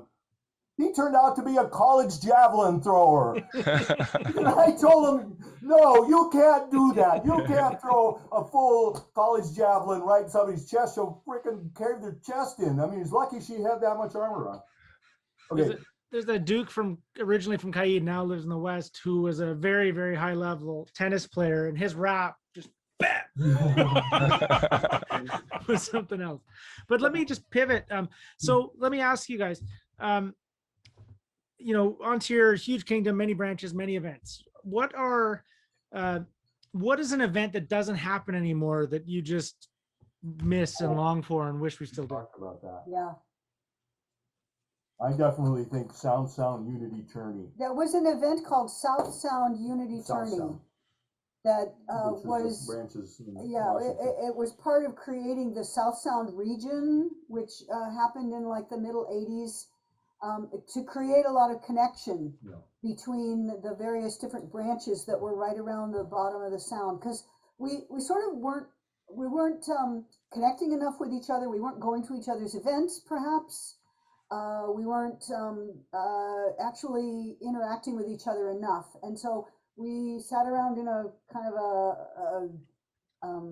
a meeting of the minds amongst baronesses and seneschals and things to say it's time to have an event where everyone is supposed to show up, and we did that, and it did a lot of good for the relationship between Madrona and Blodfotur and a couple of other branches in there. So that's an event that was very constructive for its time. I miss it merely because it was on a little island in the Puyallup River, more or less, a little corner that flooded some of the year, and it had about this thick of sand all over the site. And you know, sometimes you could walk, you could hardly walk, and I love just being there. And I don't know of other. I was trying to think of other ones like that. It's the one that I missed from not having ever been to, but hearing about from before I started, was Alpine Pass. Yeah. Yeah, Alpine Pass was a lot of fun. It was always really Stories good. about that are really something. Yeah, it's unfortunate. You know, we have culture. We have an oral culture. One of the reasons we're recording this is because we're scared these stories are going to go south on us. Our oral culture, you can feel like you went to freaking Alpine Pass because you talk to enough people who went to that, which I have. They tell you all these fabulous stories. I never went to it, but I sure know what you're talking about, you know. So we're doing a demo, and we're in armor and fighting, and we break, and I would do the pattern to say this armor is X, and this is Y, and this is will protect you, and this, and I took the sword from, I'll tell you the guy's name in a minute. I took the sword and I said, this is rattan. If somebody hit you in the head with this, it might even kill you without this good armor on. And the man who he took the sword from was just standing there with his arms down. No shield, no. His name was Duke Torgal. And I've only thrown, I was a senior marshal, very senior marshal, in charge of a lot of shit for 12 years, you guys. I never threw a blow ever in the SCA, ever. And for some reason, I decided to demonstrate how strong the helm was by hitting Torgal in the face, undefended. And for whatever reason, I'm left-handed, so I hit him perfectly. I swung through him right to his opposite ear and rang his bell. He just looked at me, so, what the hell are you doing? You know, and I was saying, oh, I was just trying to demonstrate how strong the helms were. I don't know where that came from. Maybe there's some little problem going on. For the next 10 years, every time Torgal saw me, he had the same thing to say. He said, why don't you come down to fighter practice? We'll put you in armor. He wanted to pound my head down between my knees, you know, because I hit him that hard. It was just an accident. I just went boom, and you know, got him really good. So on the same theme of events, what in your view are like some of the real standout iconic events? And I don't mean like like the first 12th night or anything like that. I mean like where we all drowned in the mud, or this, you know, we all got frozen in the snow, or, you know, what are the ones that are iconically on Tir that like most people in the SCA were just like you talk to someone in Kansas, they're like, yeah, I've never been to an event in the snow. You know? So we're sitting in a Curia meeting on the Kingdom-Seneschal, and there's a presentation from the fellows from Edmonton and Calgary. Can't do the names right now. Showing me a chart that assured me that there's only a 5% chance that it would snow on Labor Day weekend. And so we voted to give them a crown turning on September weekend the next year. And holy crap. In Edmonton. And what is Borealis? Borealis. The Barony of Borealis, right. So Rowan and I drive up there and make a vacation out of it, and we go and camp on the site. And we damn near froze to death. Every night it was 20 degrees. To be fair, I was born in Borealis, and more often than not, it's about 85 that weekend. I know. So actually, we were on the site. We got there 2 or 3 days before the event, and we set up like a little pup tent. We were camping on the site, and the weather was actually okay. We thought this could be fine. And we went off to visit the Edmonton Mall and a couple other things. And then we got all our SCA gear together, and we went over to the part where the SCA was actually going to be in this big camp. And we watched the Canadian members of the populace begin to come in, and they've got these great big deer hunting tents with wood burning stoves in them. And we're going, why are they doing that? And the very first night wasn't too cold, but of course they had their, they all had their stuff burning, and they were very warm and everything. And we went to bed and we threw every cloak on, and we were okay. The next night, the next day, there was a whole bunch of fighting, and the next night, Edward and I went to bed. We put on every item of garb we owned. We put on our sleeping bags. We went to bed wearing our long underwear and our wool socks and everything. We woke up in the morning. We were warm, but everything in our tent was frozen. Every liquid in the tent. Every liquid in the tent. Our toothpaste was frozen. Yeah. And I was wearing a pair of hiking boots, but not insulated boots. And I had, the thick rad socks. But I was going into the ladies, they had solid ladies' rooms with facilities and everything. I was going into the ladies' room about every hour, taking my boots off and holding them up to the hand blower thing to warm up the insides of my boots. And I put them back on and go out and do a few things for another hour and then go back in and warm my boots up again. It was so cold. It started snowing, you guys. This was famous Snow Crown. There were people really interested in becoming king and queen there because they thought, well, not so many fighters will come. And they were right. No. But there was only about 40 fighters instead of 60 or 80. But my God, what a cold ass day. That day of crown was so cold. So Peter and Janelle, Traherne and Janelin, the Baron and Baroness of Madrona at the time. She's the lady who has only one leg and uses crutches all the time. They had just moved to An Tir and they went to a store and bought like 40 pairs or something like that of gloves and brought them back to the site and gave gloves to everybody that needed them. Yeah, that was fun. we had a peerage meeting at that event, and we were in a tent that had one of the wood stove heaters in it, and we were kind of did business for about 40 minutes or so, and we're sitting there, and I finally said, guys, we have to stop this and open the doors so that all those cold people can come in and warm up. We can't keep doing this. So we opened the tent and a whole bunch of people came in and warmed up and that was nice. But can I talk about a different one? We were the autocrats of the event when Mount St. Helens blew. We wake up at 7:30 in the morning. Somebody's rattling our tent, get up. And I went to a high plate and looked out, and it was like a boiling forest fire that was this far above the horizon as far as you could see. And we, quickly got the prince and princess up and got together and said we need to cancel our event right now and start sending people home. And we were worried about getting them back to, especially. Where were you? We were at Snoqualmie Falls Campground, just outside of Bellevue, Washington. Just outside of Snoqualmie, right by near where Snoqualmie Falls is. Yeah. And we actually go ahead. Let me interrupt. We're looking from 90 miles away, you guys. 90 miles, and there's a large, foot tall, all the way across the southern horizon, boiling stuff going up. And that's from 90 miles away. That was a really serious business. Well, in Vancouver, the air quality was terrible when that happened. I can only imagine what it was like right next to it. Well, the wind was blowing the other way, or at least it was blowing. The first day. Yeah, the first day. And so the main thing we knew is what we heard, what people got into their cars and heard on the radios. We had no other news. There was no TV and there was no, internet. No cell phones. Nobody had a phone. Yeah. You had to go down the road to the payphone in the town of Snoqualmie. So, we called the event, told people, start packing up, heading on home. There was supposed to be the final round of Cornet fought that morning, I believe. I think we actually fought it. But we said, got to do it now. Everyone get up, throw your armor on. We got to do it now. And then everyone started packing up the event and they headed home.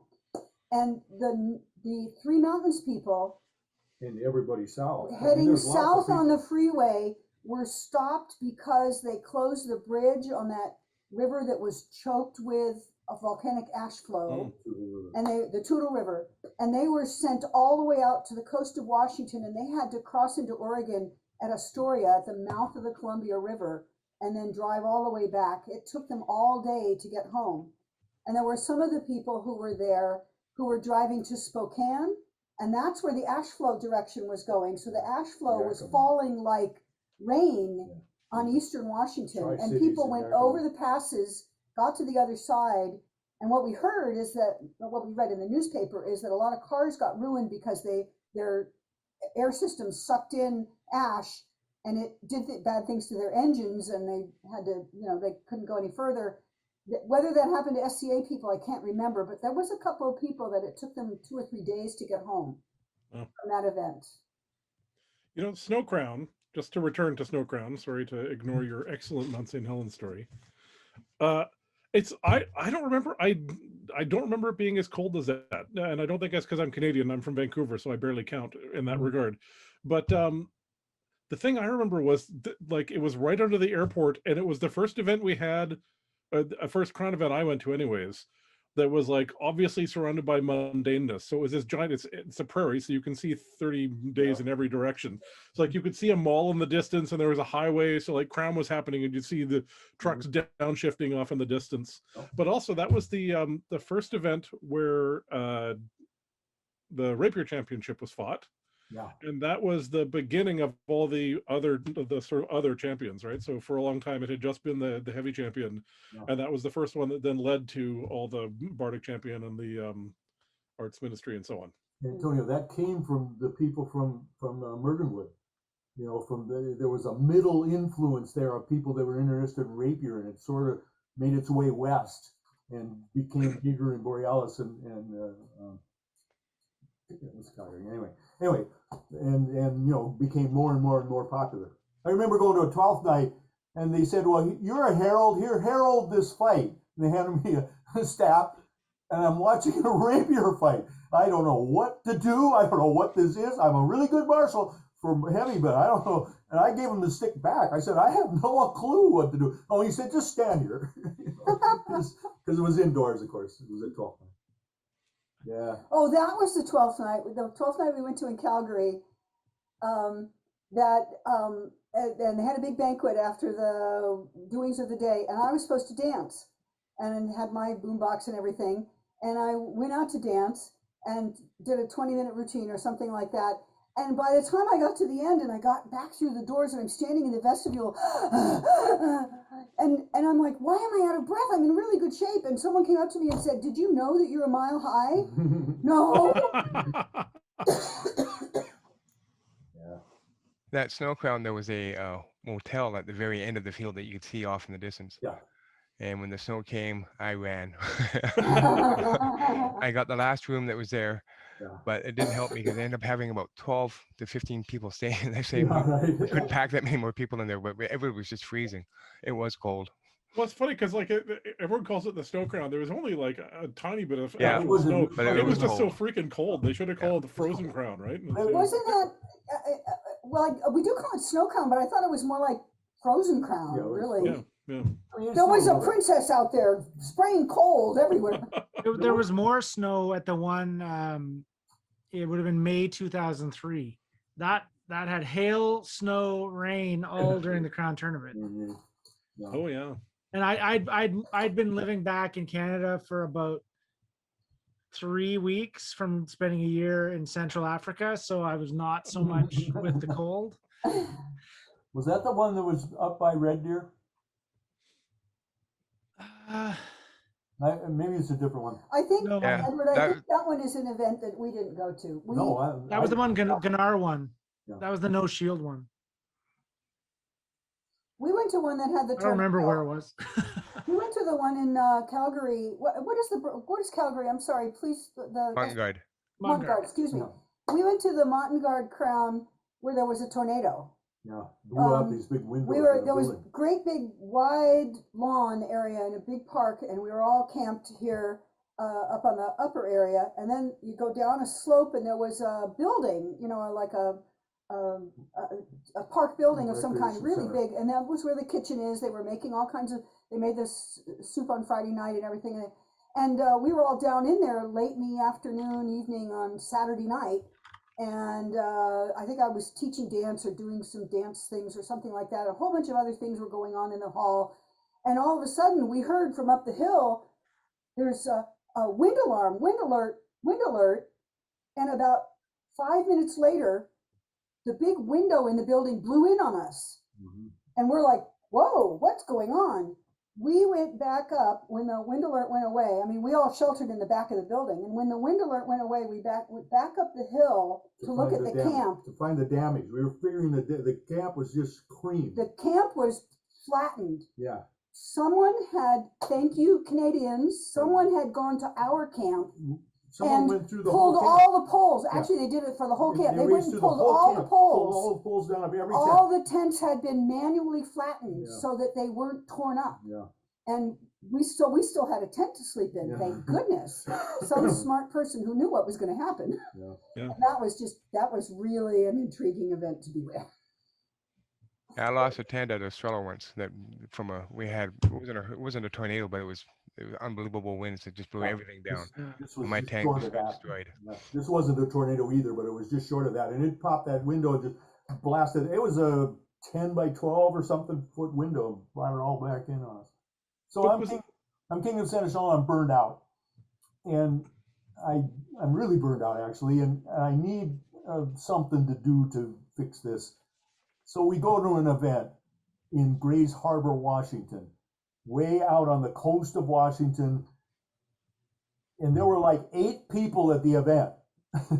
And here comes this kind of senior-looking couple, and they went, "Who the hell are you?" And well, I'm Edward the Stuffy. I'm the Seneschal of An Tir. What are you doing here? And anyway, that turned out to be one of my favorite events that I ever gone to. That was really, really neat, and it was exactly what I needed to kind of, get back in. Where Antonio, well, the one that stands out in my mind in terms of we talk about the weather ones was the May Crown we went to at that site near, I think either near Vancouver or Washington or Portland.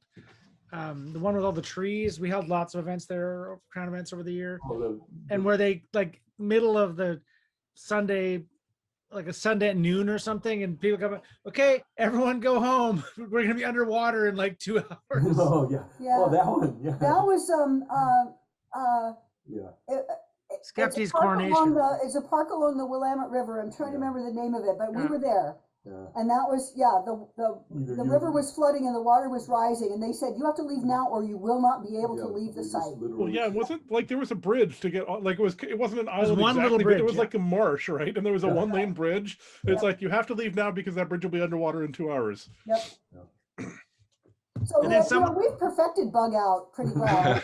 Yeah, we did. Well, and just in case, like, we all left and it was fine, no problem. Everyone like, "Oh, I'm sure they were overstating it." Someone showed me the high water mark on a tree the next time we went there to visit. It was like 6 feet up. Yeah. Your tent would have got a little wet. Yeah. So you guys, long ago we held an event in Eastern Washington in a park, and the park was completely covered with cottonwood trees, and the cottonwood trees were really heavy that year, putting down their seed. And the ground was covered with, there was grass sticking up. It looked like an inch of snow, but it was actually cottonseed and grass. And the damn thing caught on fire. And the ground was on fire, and the fire was going in all kinds of directions, and people freaked out, and we raced after it. And a person stepped in a gopher hole and broke her ankle, and we stomped out the fire in all directions. And that was a fun one. Oh, that one has a name. It's called Flaming Snow Crown. Yeah, Flaming Snow. Oh, God, do you remember? I remember where it was close. Did they ever have to evacuate? Did we ever have to leave early from Clinton? Because there was a couple times there was fire issues, I remember. Yeah. No, I don't think we ever had to evacuate, but they were watching it very closely a few times. Yeah. Yeah, it got I very remember that. close. Yeah. But in talking about old events that we missed, I mean, that's an event that was, it'll never be replaced. Clinton was unbelievable. It was really good. Clinton, at its height, Clinton was so wonderful. Yeah, it's changed so much. I mean, we actually, I'm sure we had close to 2,000 people there at times. Yeah. Well, and there's talk of it coming back, but I'm not sure if it'll come back the same way, right? If it's not, not to that level. I don't think it ever happen again. Yeah. It would be nice to see it be an interkingdom event, to get Avracal back. Yeah, Yes. to get Avracal to come. Somebody in the comments just mentioned 30th year, which I think was an incredible accomplishment of the Kingdom of An Tir. We should always just give an attaboy to every one of us. Because we welcomed 6,000 or 7,000 people from other parts of the kingdom, and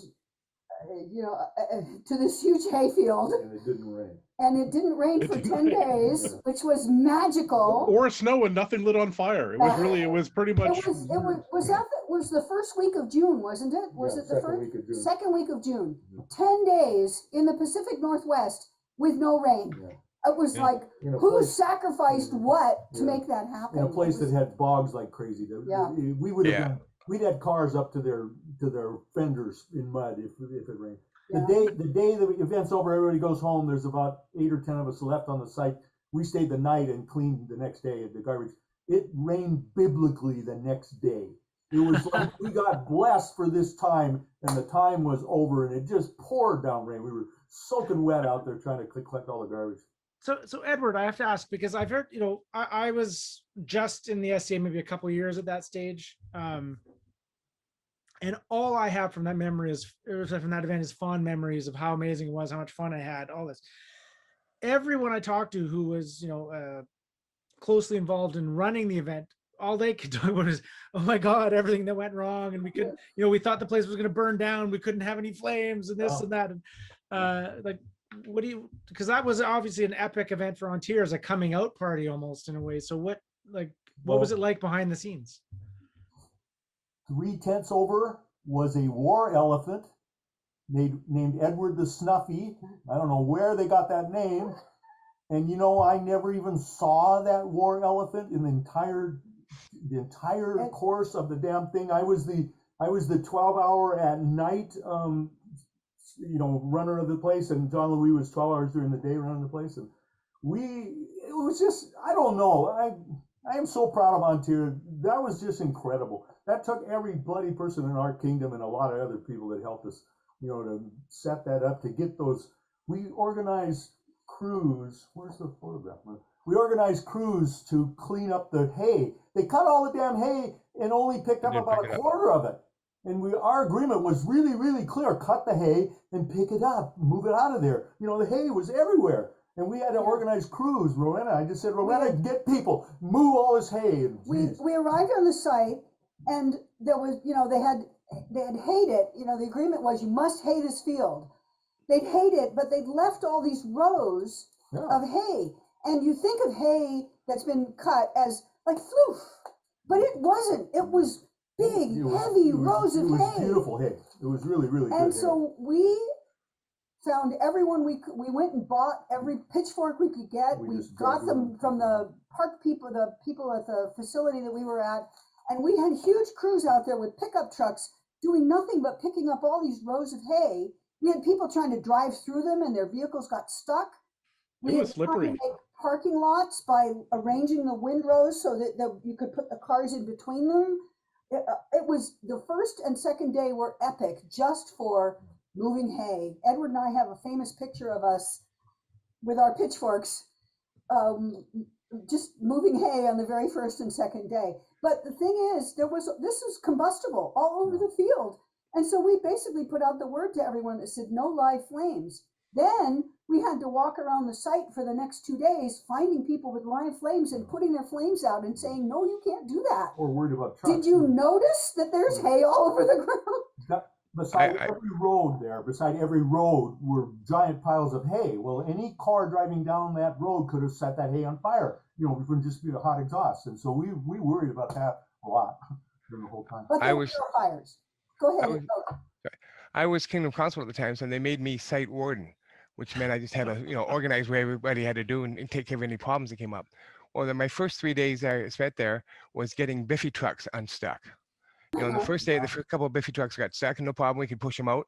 Yep. But you get covered in just head to tail in mud, trying to push them out. Yep. And the second day, it was really hard to find volunteers. The third day, almost impossible to find volunteers. Everybody was tired of this kind of stuff. And they finally stopped putting the Biffies where they couldn't get to them, without getting stuck. So, you said, it was dry, but no, it was still really muddy in a lot of places. We filled in we got some gravel from somewhere and filled in some of those lowest places. But my God, if it rained an inch, we'd still be digging out cars in that place. They'd still be stuck in the mud down there. Then I had to, at one point, they decided they needed more parking. They had to change things around. Yeah. So they figured out this other field, they had to change into a parking spot. Yeah. Well, it was where the Rolling Thunder was camped.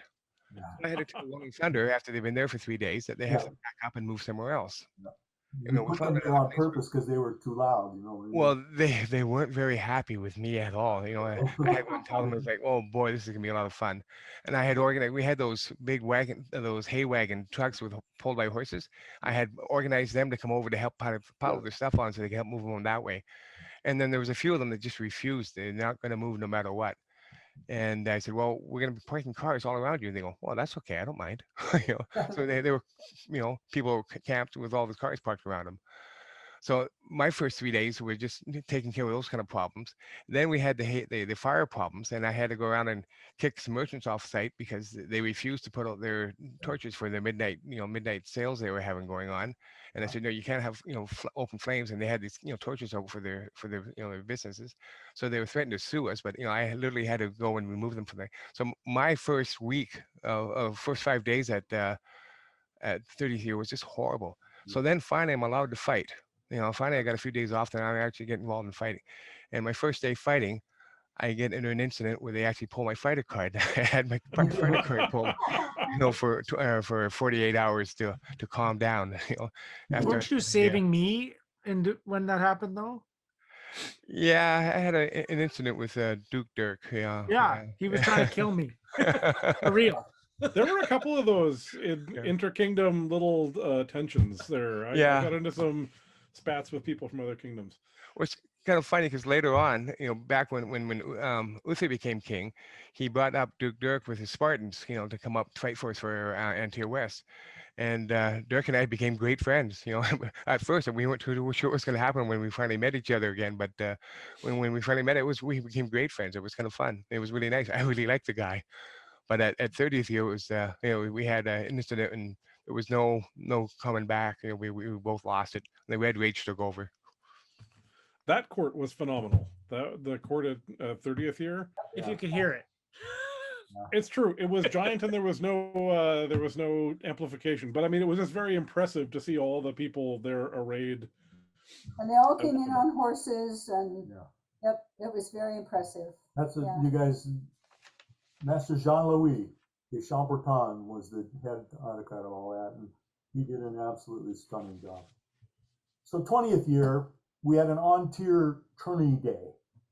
85 fighters showed up to fight in the tourney that An Tir ran. And this is in Houston, Texas. This is in Houston, Texas, 20th year. The last 4 fighters are 3 An Tirians, including a guy named Duke Tortle, and the middle Duke from the middle. And Milan, I think. All that day, Garen and Whedon were heroes next to the arena. People would sidle up to him and say, you fight him fighting practice every week? And yeah, we fight him every week. What do you do with him? Oh, here's what we, you know who they're talking about. They're talking about Torgle. And literally, they were heroes that day because they fought Torgle every week at fighting practice. That's how renowned this man was and how strong he was and how everything. So we call out the semifinalists, and Torgle draws a Whedon, and I can't remember the 4th fighter, were the An Tirians, and then Torgle drew the middle Duke. And Torgle, Leon, Torgle one-shots him. And the Duke was cool. He's put his sword up his body. He fell like a plank, and he said, "God damn, you're fast," and fell dead. That was really cool. And of course, Torgle beat Whedon in the finals. And Torgle never lost a fight at 20th year, or all the fights he fought.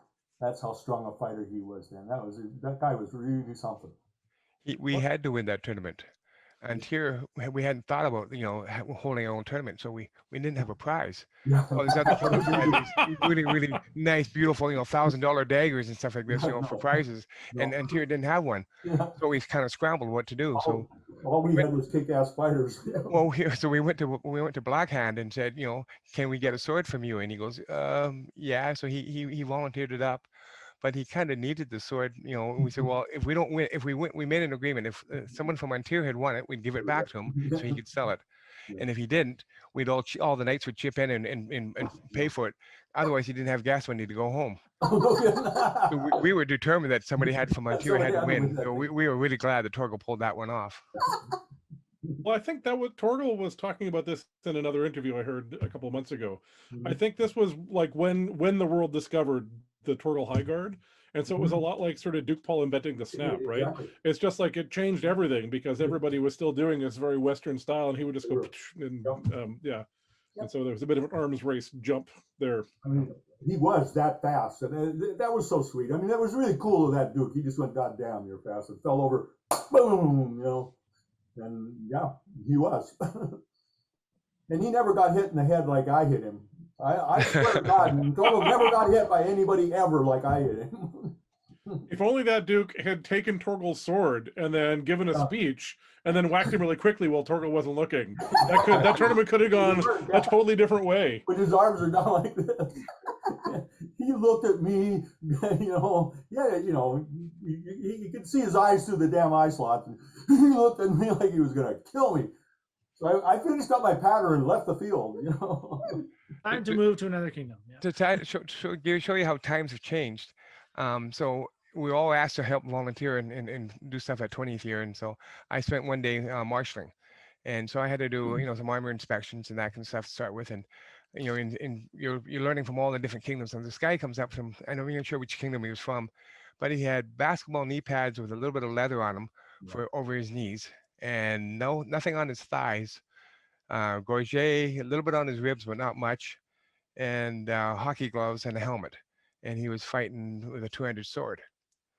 And I went, I don't know if I can pass this. You know, this, you know, didn't look very safe to me, you know, but excuse me, it met minimum standards, you know, for the time, for, you know, for the what was required. So yeah, it was allowed.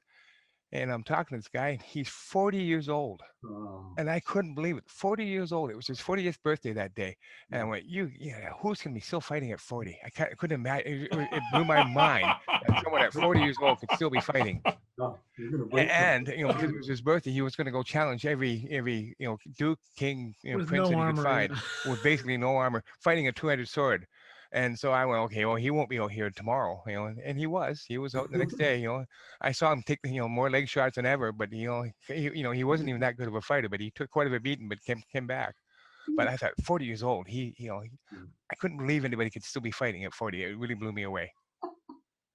Real quick, An Tir story, An Tir culture. I was a proctor in this little room that had displays from all the kingdoms. And This is at 30th year, right? 20th year. 20th And this year. couple came in there and said, well, do you happen to know what kingdom this came from? And I said, well, that was made by An Tirians. You know, and the An Tir is a kingdom up in the corner. You know, they didn't know where An Tir was. And then they went around the room and they found this great book, and they started paging through this book, and they said, where did this book come from? And I said, well, the kingdom of An Tir created that. You guys created it up in Lions Gate, you know.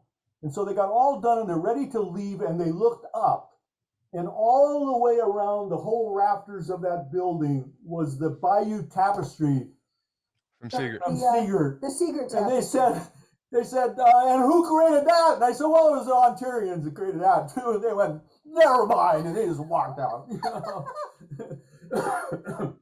I have a story for that one. I was at Estrella War, and I was kingdom champion at the time, so I had to attend court. And Gunnar and Gabrielle were, you know, king and queen, and you know, we headed off to court, and I'm standing up behind doing this big grand court, and I'm standing, you know, behind the throne there, and the queen from the next kingdom over was right next to me, and she grabs her king and starts pulling on his arm, goes, look, and look, and go all around this huge tent, you know. And it was, you know, she was pointing out the secret tapestry, and she's going, oh my God. And so I said, oh, your Majesty, that was, you know, I'm from An Tir, and that's from Sigurd, from one of the shires in our kingdom, did that for 20th year. Yeah. And she went, oh wow. And I said, yeah, if you look across there, you can see the panel there. That's me. That's my knighthood and my knighting. That's, you know, in that panel. And she went, oh wow. And then excuse me. And what they exaggerated in that banner is, you know, Barrick is standing and I'm on my knees, and we're pretty much the same height, you know, kind of stuff, you know. And then we go look over and then go a little bit further and say, you know, see that panel over there? And they go, yeah, the one there of Lady Godiva. And that's the panel I embroidered, you know. And she went, what? You knights embroidered too? And I said, well, for a Sigurd, we all pitched in. We did it. Yeah. You know, so you know, I was able to tell the story of it, you know, and I had no idea it was showing up at that Estrella War. That was in that great tent at 20th year that had flooded, and there were like 20 volunteers that trenched the tent to get the water out of it so they could hold the main court. And like 16 of the 20 volunteers were An Tirians. We were the trenching committee, you know, we fixed it. And we brought the hay. to Yeah, and spread the brought hay hay around. to put Yeah, the hay. they didn't know how to handle the water, what to do with it. That's right. We know how to trench for water. That's for Yeah, sure. we really know. I was out of Pennsic, and for a long time I was one of the few people from An Tir that went kind of every year. Yeah. And there was a big surge. A few years after we became a principality in Tiri, there was a big group of An Tirans and Tyrians that went out. And at one point on a day, a couple people looked over, and I had gotten a shovel and was building a trench on the uphill side of my tent. And I remember Ian made a comment. He's like, "That is the laziest guy I know. And if he's digging a trench, we need to start digging a trench." Sure enough, we're on that An Tir hill. The rains came, torrential rain down the hill. Our tent was dry. Awesome. You want to tell her? No, I think he's going to wind it up. Oh, sorry. No, I have two more questions I want to ask if you guys are okay with it. Oh, okay. The first one is, if there was a story other than the first tournament, which you think everybody in the SCA ought to hear, what is it?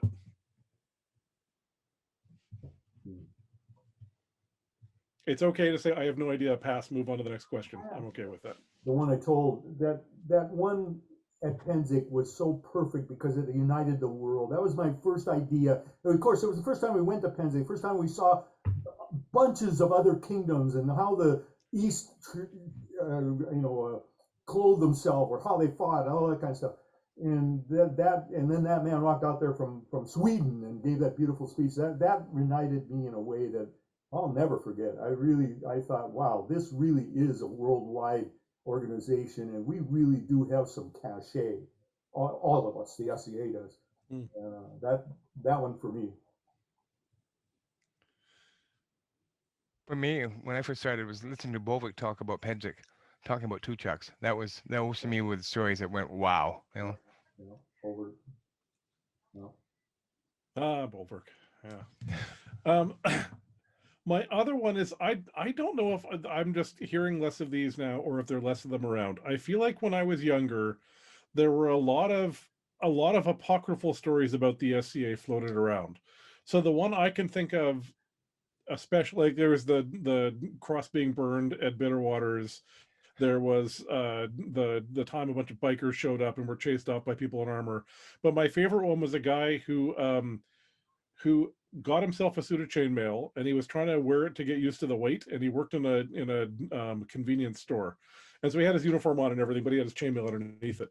And somebody comes in and says, "Oh, can I get some cigarettes?" So he turns around to reach up for the cigarettes, and he feels this thing in his ribs, and he looks down, and the guy stabbed him, except he's wearing chainmail, and the guy's trying to pull the knife out of the links, and it won't come out. So he happens to have his mace with him, so he reaches under and smashes the guy in the face with the mace. Haha, yeah, violence. I'm sure that's totally made up. I'm sure it never happened.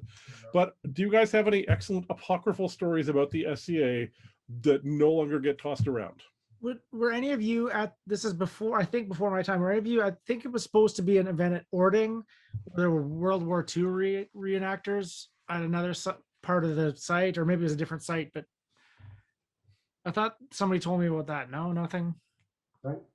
I'm standing in the roadway into South Sound Unity Turn. There's a long straight stretch of sand. It's the Ording site. At night, about 10 o'clock at night, and we hear a rumbling, and I look up, and about a dozen cars drive on to that long road, all full of locals from Sumner and Kent and the towns around there.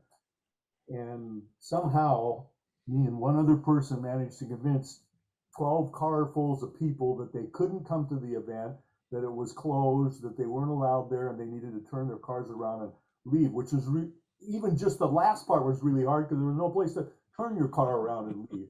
And somehow they all left, and they all respected us enough so that they didn't just bash their way in, because they could have. They outnumbered us by, there were like 4 of us at the gate, 2 of us talking to them, and there were 50 people there in those cars, so they could have just ran us over, and they didn't. So I don't know. I've heard some stories like that in the past of, fights and other kinds of things, and I've been involved with a few of them on the periphery of them. But we do pretty well. Bjorn says the chainmail story is real. Yeah. Yeah, I see that. Do you think that the story? Here's the one that I want to know is real. Are you carrying a gun? No. Do you have any booze? No. Who's the Baron of Lions Gate? I swear that happened at the border. I swear it happened. But I also wonder whether I've just invented that in my own mind because I've told the story a lot. I can beat that. Crossing the border. Where are you going to? I'm going to a historical reconstruction. Oh, and what do you know? Oh, you got any weapons? No, not real weapons. So, sword stuff. Because who's the king? Yeah. Who's the king? Yeah. So yeah, it seemed like you. Oh, you don't know? Oh, no. You have to know the answer. You have to know Gerhard. You have to know the answer when they ask you who's the Baron of LionsGate. You know, or there was somebody in the SCA who worked at the border. And, yeah. So I was over the years, but I don't know. It was Zafon, right? Wasn't it? No. That's what I thought. No, I would have recognized Zafon. Not that you interacted with, but that Zafon had a job at the border. Yeah, we had the border crossing. There was a major SCA event in LionsGate, and I see Alvina looking like. But then when there was a major event in LionsGate, he would tell all his colleagues, "Yeah, a bunch of people with strange things in their cars are going to come through, and just let them through." You know what happened to us on more than one occasion in a calmer, better time? We would hit the border, and the guy'd go, "Are you with them?" And he'd say, "Just go on." And he'd point to the car that just pulled out that was plumb full of crap. It was SCA stuff, and he'd just say, "Go on." You know, it's not like we're hard to spot. Didn't even ask us any of those questions. Just turn right. You know, literally, one guy said, "Go up here, turn right, and then turn left." Okay, well, off we went. You know, through the border. I've been there on more than one where like we'd get pulled over. They'd open the back of the van. I think we'd been driving back from Australia or something. The big van. Open the back of the van. Open like one bag. Whoa, no. Close the van back up. You guys can go. I'm not looking in there. We had that one time where we were crossing the border and they wanted us to open the trunk and look inside a few things. So we opened the trunk, which is just jammed full. We had a Fiat 850, a little two-seater sports car with a long hood. And he opened that hood and looked in there and he went, go on. Well, and for people watching who are relatively new, there were many years in the SCA where we didn't have showers. So you would go to the event, you'd fight for 3 days, you would get in the car, and the first shower you had was on Sunday night when you got home. So man, those cars were not nice smelling on the way home at all. So I'll tell you a really good story. We're staying where they told us to stay outside of Houston, Texas, like 40 freaking miles from the site of 20th year. And so every day we drive from our hotel room to this site and back. And especially at night, I would have a beer or two, you know, and the roads were empty and it was 11, 12 o'clock at night, not a problem. And, we'd drive back to this damn hotel. And I had actually lived in Texas for a little while, and I knew people drove really fast there, and it never mattered. So I'm sailing along at midnight, having drank 3 or 4 beers, fully enclosed, and I'm wearing a knife. And one thing I was told to do, don't wear a knife on your belt, you know, that can be drawn. And I'm wearing all that, and I've had a few beers. And I'm going 70, you know, and the hills are like this, and I'm going along pretty good speed. And a state trooper passes me coming the other way. And I'm watching in the mirror as he stands that thing on end like that and whizzes after me. He made a 50-mile-an-hour turn to come after me. So I go whipping over a hill and I'm going, this isn't good. You know, it's midnight and I'm talking to us and pull over. So he comes screaming over that hill going really fast. He's going 100 miles an hour probably by then, and he shuts it down and pulls him behind us. Where are you? Who are you? Where are you going? What are you doing? And get out of the car. So I'm standing there in the Texas night with my knife on, talking, you know, all dressed funny, talking to a state patrol. And he looks at my license and he kind of gives me a lecture about going too fast. And he finally looked at me and he said, "Are you part of that group that's over there at the fairgrounds?" I said, "Yes, sir." And he said, "Well, you go on back to your motel now and you drive more safely from now on." And we got back in the car and we drove to our freaking motel. And I'm going, whoosh, whoosh, whoosh. You know, I am so glad to say goodbye to him, not get in trouble, not get thrown into jail, literally thrown into jail in the middle of Texas, way the hell out in the middle of Texas, and not get in any more trouble. So apparently it was told later that they did talk to the police in the area and say there might be these odd people that are dressed in skirts. They're males, but they're dressed in, you know, skirty looking things, and you should be aware of them. That was really fun. I'll never forget looking in the rearview mirror and watching that guy stand that big squad car on its end and whip around and go the other way. You know, they're taught that, and they and after us he came. Yeah. Can I throw in a comment on the knife thing? There was an old fight or an old type named Great Call of the Axe, and I got this from him. He's in Chicago in full costume, full Scots kilts, etc. And he gets one of the local constabulary comes up to him and says, "Hey, boy, what's with all the knives?" And he, Great Colin looks back to him and utters the immortal line, "Ah, this is my Claudic Moor, this is my Claudic Beck, this is my Dirk, and this is my skin do.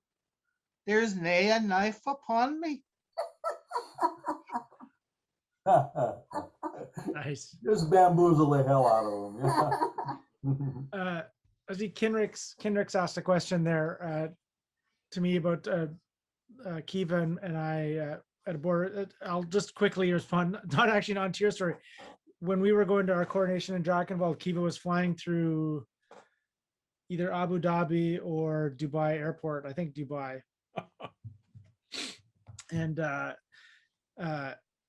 they're actually just retiring them, but the old Drakenwald crown prince and princess coronets look like these Nazgul crowns, very high. There's just silver, they're soft silver, they're not dangerous anyway, but they're really tall. And they're like, you can't take those on the plane. I mean, we've flown there, but now you can't take them on the plane again for your connection. They're too pointy. And I'm not there. Zoe's Kiva's there by herself, and so you can't be those people who move to a kingdom and lose the cornets, right? And so she's like, you know, is there a supervisor? She finally gets the supervisor, this giant Emirati guy, very stern scowl on his face, and blah, blah, blah. What is this? Is this for the theater or something? Yes, it's for the theater. I love the theater. Go ahead. It all worked out. But it was sweating bullets for a while there. So that's that one, Kinrick.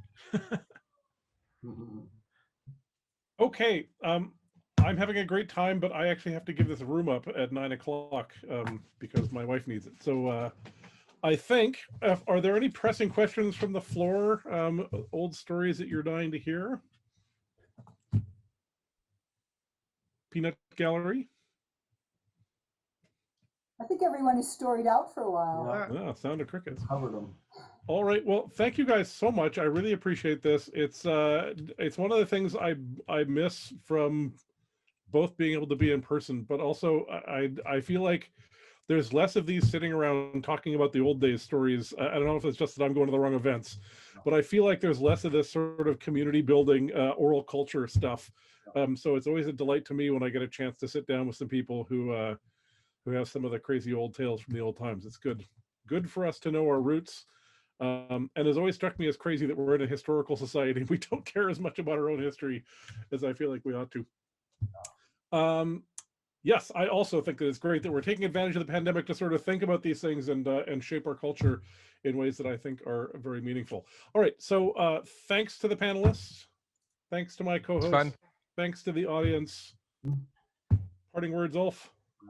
No, just the same. Thank you so much. I love hearing about these. I mean, I've been doing this a long time, but not nearly as long as other people, and it's great to hear these stories that I've heard, you know, peripherally so many times. Thank you. Thank you all on behalf of LionsGate for doing this. We've gone, you know, we're an oral society. We tell these stories around campfires with beers, but people pass on, and we need to capture some of these stories at least, you know. So I'm glad we're doing this. Thank you. All right. Thank you, everyone. Thank you. Thanks. Yeah. Bye-bye. Bye. Bye. Later, everyone.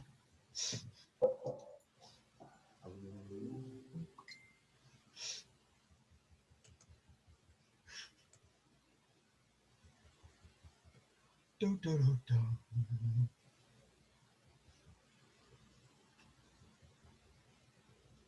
That I'm was not fun. kicking anybody out. I'm making you leave. What?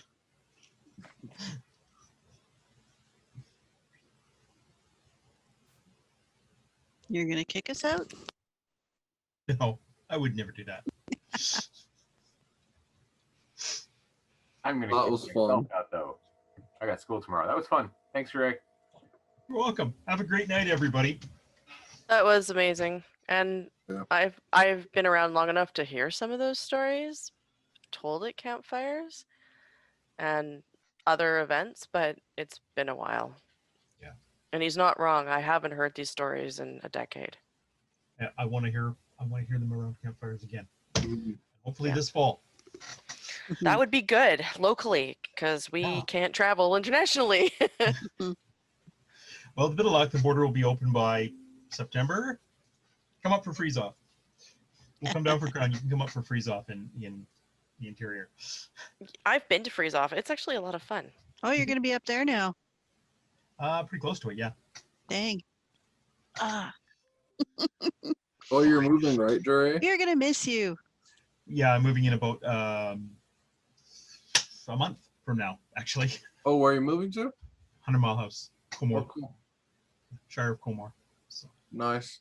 yeah, you have to get used to Seth being Prince every time from now on because he'll have someone to fight with. Right. There's a lot of SCA people up in 100 Mile. Yeah, there's a few, and trying to get them to come back out again would be part of one of my goals up there. So, And some new recruits, because without new recruits, you know. yeah, we all collapse and die of old age eventually, right? Yeah, This is well. the guy with the white beard. But yeah, that's goals. But Cool. what are your Yay. Unfortunately, I also need to go because I have another meeting to go to. have fun. Have a great night, everybody. Hope you had a great Good night. weekend, and Good night. chat with you next weekend. Oh, although I don't know whether I'll be here next weekend, but next weekend is learning about turning glass rods into glass beads. Well, that's Cool. cool. All about glass. I don't need another hobby. You do need another hobby. No, I don't. Everybody needs another No. hobby. no, Bye. No, I don't. All right. Have a Okay. good night. Good night. Good night. How do we close this?